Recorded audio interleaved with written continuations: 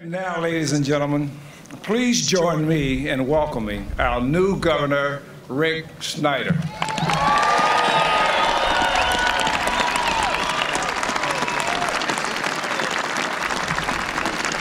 you.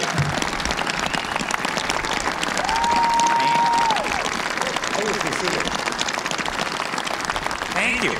Please be seated. My fellow Michiganders, thank you for your confidence in making me your next governor. I am truly honored to have the opportunity to serve. Welcome and thank you to Governor Granholm and Governor Engler, and thank you for your attendance today and the fine service to our state.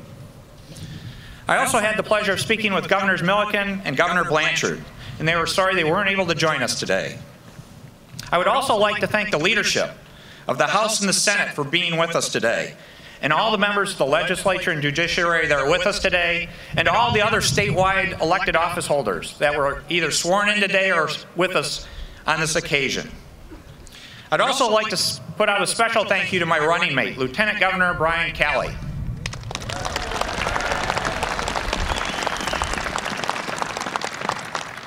And I reserve a special thank you for my family for joining me on this journey, especially my wife Sue and our children Jeff, Melissa, and Kelsey.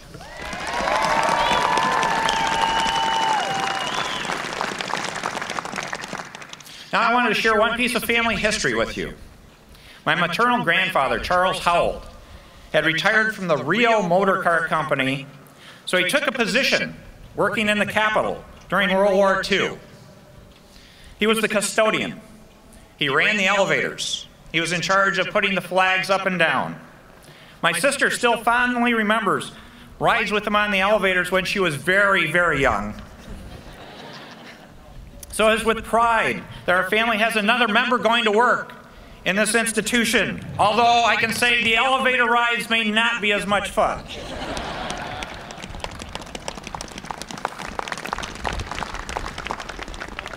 Let me turn now to our great state and the power of Michigan. Innovators and entrepreneurs were the leaders in the two major eras in our history. Fur trappers and traders, people in the iron and copper business, people in the lumber and timber industry. They were the people that led us on the way that showed us the power of Michigan in the natural resources era. Entrepreneurs, such as Kellogg, Ford, Dow, Gerber, and Upjohn. They showed us the way, the power of Michigan during the industrial era. The industrial era in our state will go down in history as one of the world's great economic success stories. It served as a catalyst to change not just our nation, but the entire world. Unfortunately, the last part of the industrial era has been a period of decline in our state, and has gone on for several decades. We've been shrinking relative to the rest of the country. To put it in perspective, in the 1960s, we had our largest number of seats in the U.S. House of Representatives at 19. In 2012, that number will drop to 14, a loss of 5 seats over 40 years. To put that in perspective, in 2012, we would have lost more representation than over 20 states have for their entire delegation. We've also become a poorer state in relationship to the rest of the country. Our rank in per capita income was 18th in the year 2000, and the most latest data show us at 37th. But we are not here today to talk about the past. We are here today to move into a bright future.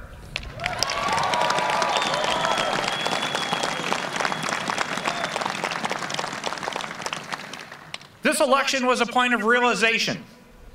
It was the point where we understood that the old ways don't work. It is time to start a new era in our state's history. If we stayed on this current path, we would continue to go downward. This is our moment of opportunity to realize we have a bright future instead of a declining future.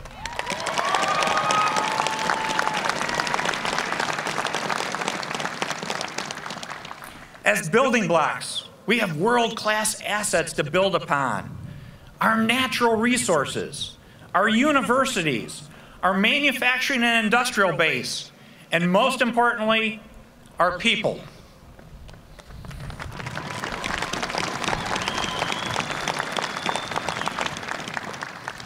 President Abraham Lincoln was looking to America's future during the darkest times of the Civil War when he said, "The dogmas of the quiet past are inadequate to the stormy present.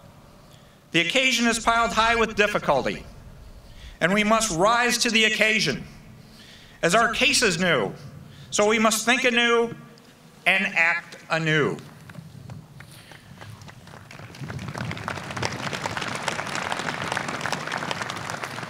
We can heed his words and enter this new year with a clean slate. Our legacy will be found in the future, the opportunity we create for Michigan's coming generations. The underlying key to success, though, is to change our culture. We need to move from negative to positive. We need to stop looking in the rearview mirror and look towards the future. We need to stop being divisive and become inclusive.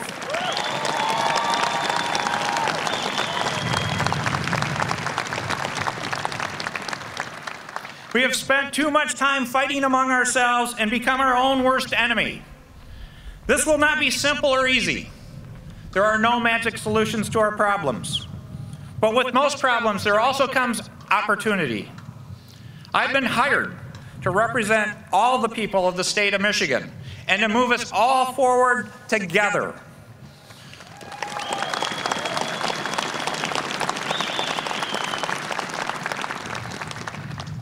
It will require shared sacrifice from all of us. Many have already made sacrifices. Many of us need to join those who have already contributed. When we make changes like this, we are faced with the realization that many of us will have to take a step back in the short term to move us all forward together in the long term.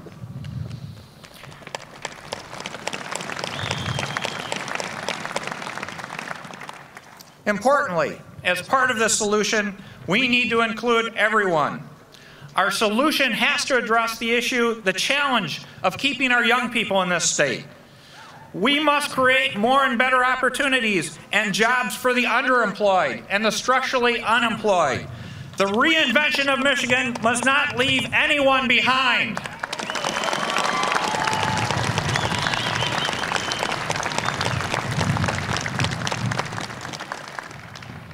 We have a roadmap of how to achieve success. We campaigned on a bold vision, a concise plan, and an attitude of action. Clear, tangible steps. We must do more than just ask our government to do things a new way. We must also ask our people to be part of the solution. As I traveled the state, in every corner of the state, I had mothers, fathers, grandparents come up and say, "Help us make this a place for our children to either stay or to come back." And they also said, "How can we help?" It is about all of us working together. Lansing and state government will not be the solution to all our problems. 10 million people working together is the key.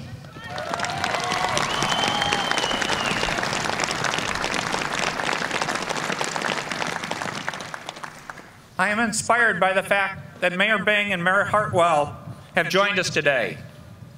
We need to put party and geography aside and come together as Michiganders to reinvent our state.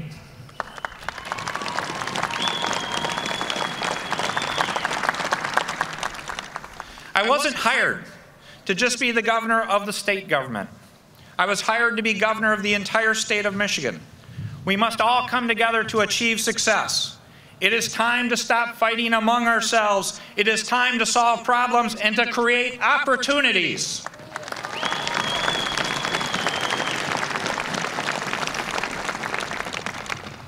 It is also time to be bold.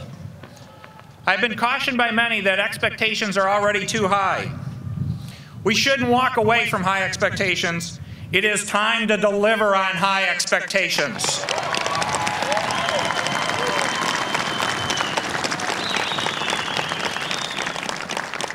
We need to stop accepting the status quo.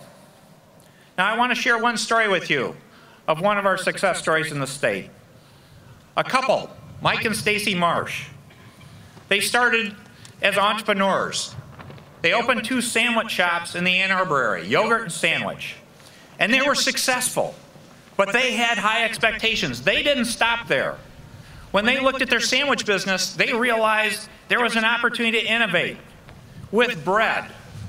So they not only made sandwiches, they started baking bread. They innovated on a 10,000-year-old product.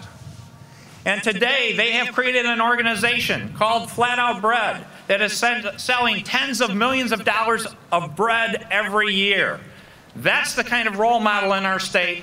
And I want to thank and congratulate Mike and Stacy. They are here today on their success. You are the role models we need for the future.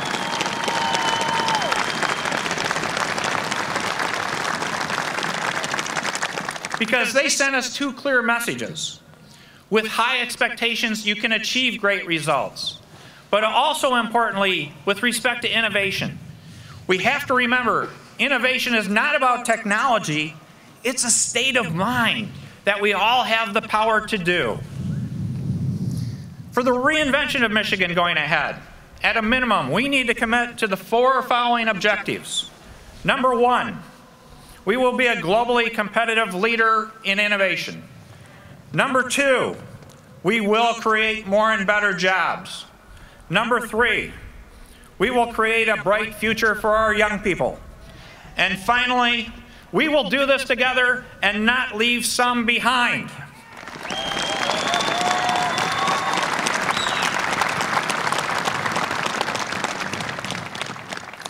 Part of the process is to celebrate some of the great successes we already have going for us. Over the next year, you'll hear of Power of Michigan events to highlight great entrepreneurial and innovation activities in our state. We'll be highlighting things we are already doing. Things such as Art Prize in Grand Rapids, the Accelerate Michigan Innovation Contest in southeastern Michigan, Michigan Tech's Institute for Leadership and Innovation up in Houghton. We have great things going, and we will celebrate them. We all want to live in a state of high expectations and, more importantly, high results. We can only achieve extraordinary things if we aspire beyond traditional thinking.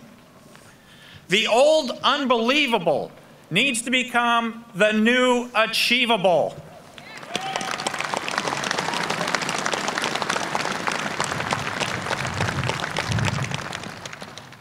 New expectations for our lives and the lives of our children.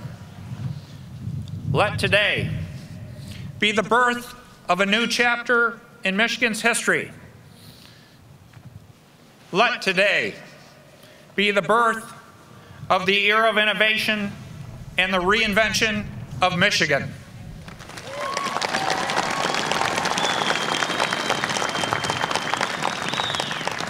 Thank you, and may God bless you in the great state of Michigan.